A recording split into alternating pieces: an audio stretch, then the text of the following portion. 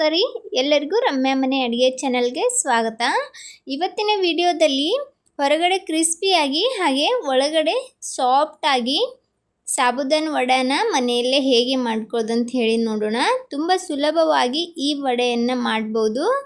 ಹಾಗೆ ಇದ್ರ ಜೊತೆ ಉಪವಾಸದ ದಿನ ತಿನ್ನಲಿಕ್ಕೆ ಚಟ್ನಿನೂ ಕೂಡ ಹೇಗೆ ಮಾಡ್ಕೊಳ್ಳೋದು ಅಂತ ಹೇಳಿ ನೋಡೋಣ. ಅದಕ್ಕಿಂತ ಮುಂಚೆ ಇನ್ನೂ ಚಾನಲ್ಗೆ ಯಾರೆಲ್ಲ ಸಬ್ಸ್ಕ್ರೈಬ್ ಆಗಿಲ್ಲ ಚಾನಲ್ಗೆ ಸಬ್ಸ್ಕ್ರೈಬ್ ಆಗಿ ಬನ್ನಿ. ನಾನಿಲ್ಲಿ ಒಂದು ಪಾತ್ರೆಗೆ 1 ಬೌಲ್ನಷ್ಟು ಸಾಬುದಾನನ್ನು ಹಾಕ್ಕೊಂಡಿದ್ದೀನಿ. ಅಂಗಡಿಯಲ್ಲಿ ಸಿಗುತ್ತಲ್ಲ ಕುಲ್ಲ ಬರುತ್ತಲ್ಲ ಅದನ್ನು ತಗೊಂಡಿದ್ದೆ. ಇವಾಗ ಇದನ್ನು ಚೆನ್ನಾಗಿ ವಾಶ್ ಮಾಡ್ಕೊಳ್ಳೋಣ. ಒಂದು 2-3 ನೀರು ಇದನ್ನು ತೊಳಿಬೇಕಾಗುತ್ತಾ.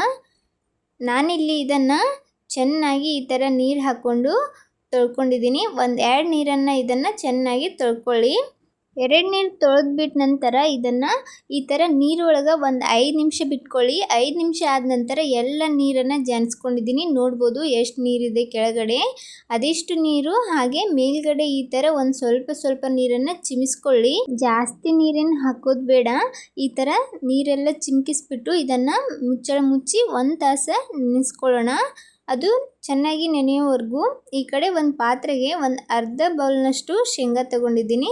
ಅದಕ್ಕೆ ಒಂದು ಸ್ವಲ್ಪ ಎಣ್ಣೆ ಹಾಕ್ಕೊಂಡಿದ್ದೀನಿ. ಎಣ್ಣೆ ಹಾಕ್ಕೊಂಡು ಇದನ್ನು ಚೆನ್ನಾಗಿ ಹುರ್ಕೊಳ್ಳೋಣ. ತುಪ್ಪನೂ ಸಹ ಹಾಕ್ಕೊಂಡು ಹುರ್ಕೊಳ್ಬೋದು, ತುಂಬ ಚೆನ್ನಾಗಿರುತ್ತೆ. ನಾನಿಲ್ಲಿ ಎಣ್ಣೆ ಹಾಕ್ಕೊಂಡು ಇದನ್ನು ಈ ಥರ ಹುರ್ಕೊಂಡಿದ್ದೀನಿ. ಒಂದು ಸ್ವಲ್ಪ ಹೊತ್ತು ಗ್ಯಾಸ್ನ ಮೀಡಿಯಮ್ ಫ್ಲೇಮಲ್ಲಿ ಇಟ್ಕೊಂಡು ಇದನ್ನು ಚೆನ್ನಾಗಿ ಹುರ್ಕೊಳ್ಳಿ. ಇವಾಗ ಶೇಂಗಾ ಚೆನ್ನಾಗಿ ಹುರ್ಕೊಂಡಿದ್ದೀನಿ. ಇವಾಗ ಇದನ್ನು ಆರ್ಲಿಕ್ಕೆ ಬಿಡೋಣ. ಈ ಕಡೆ ಒಂದು ಪಾತ್ರೆಗೆ 1-2 ಕುದಿಸಿದ ಆಲೂಗಡ್ಡೆನ ಈ ಥರ ನಾನು ಹೆಚ್ಕೊಂಡು ತಗೊಳ್ತಾ ಇದ್ದೀನಿ. ಇದನ್ನು ಕಿವುಚಿ ಸಹ ಹಾಕ್ಕೊಳ್ಬೋದು.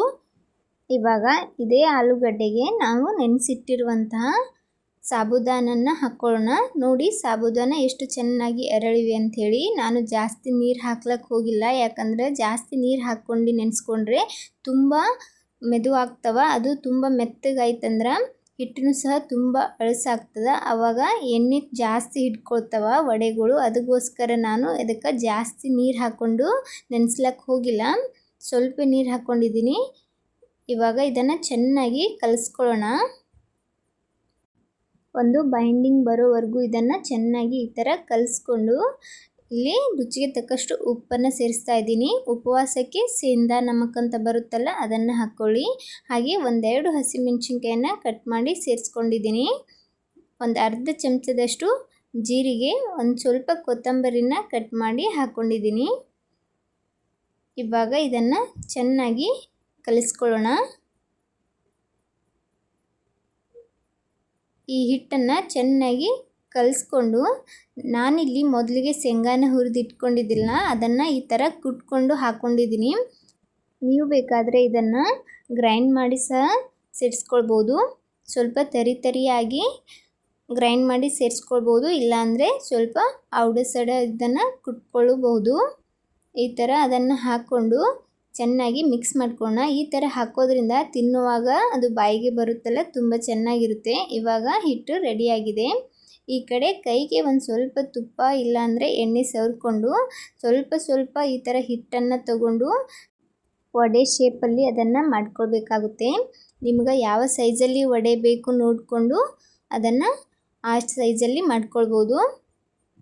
ವಡೆನ ತುಂಬ ದಪ್ಪಾಗಿನೂ ಮಾಡೋಕ್ಕೆ ಹೋಗಬಾರ್ದು, ಅದು ಬೇಯುವಾಗ ತುಂಬ ಟೈಮ್ ಹಿಡಿಯುತ್ತೆ. ಅದಕ್ಕೋಸ್ಕರ ತುಂಬ ತೆಳುವಾಗಿನೂ ಮಾಡೋಕ್ಕೆ ಹೋಗಬೇಡಿ, ದಪ್ಪವಾಗಿನೂ ಮಾಡೋಕ್ಕೆ ಹೋಗಬೇಡಿ. ಈ ಥರ ಮೀಡಿಯಮಲ್ಲಿ ವಡೆನ ಮಾಡ್ಕೊಳ್ಬೋದು. ನಾನಿಲ್ಲಿ ಈ ಸೈಜ್ನಲ್ಲಿ ಎಲ್ಲ ವಡೆಗಳನ್ನು ಮಾಡಿಟ್ಕೊಂಡಿದ್ದೀನಿ. ಇವಾಗ ಈ ಕಡೆ ಎಣ್ಣೆನ ಕಾಯ್ಲಕ್ಕೆ ಇಟ್ಕೊಂಡಿದ್ದೆ. ಎಣ್ಣೆನೂ ಸಹ ಚೆನ್ನಾಗಿ ಕಾಯ್ದಿತ್ತು.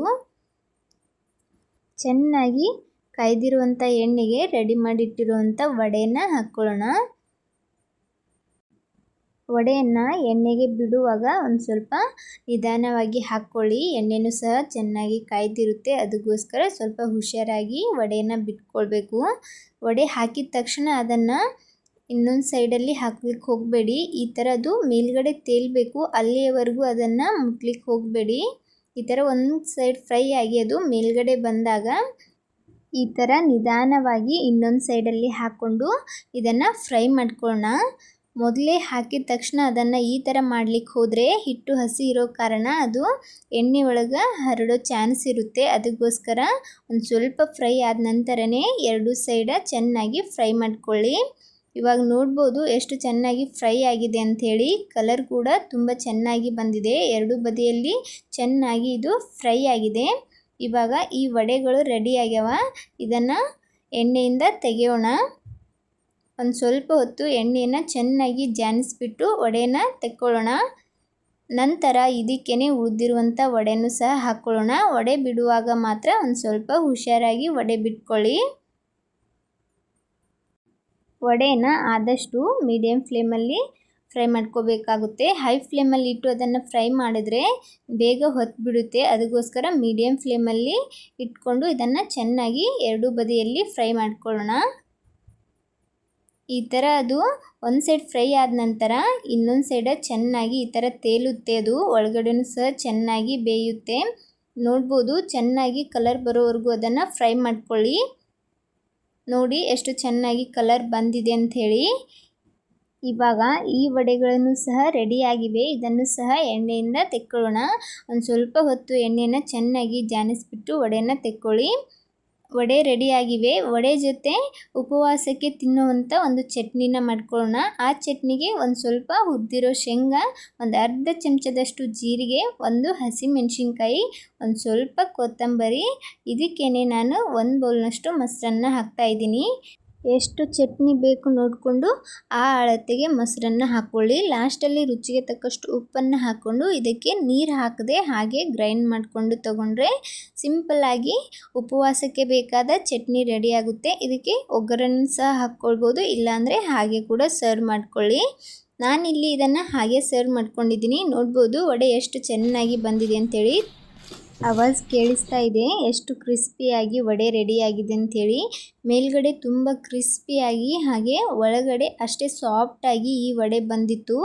ಹಾಗೆ ಟೇಸ್ಟ್ ಕೂಡ ತುಂಬ ಸೂಪರಾಗಿತ್ತು. ನೀವು ಸಹ ಈ ಥರ ವಡೆನ ಟ್ರೈ ಮಾಡಿಬಿಟ್ಟು ಹೇಗಾಗಿತ್ತಂತ ಹೇಳಿ ಕಮೆಂಟ್ ಮಾಡೋದು ಮಾತ್ರ ಮರಿಬೇಡಿ.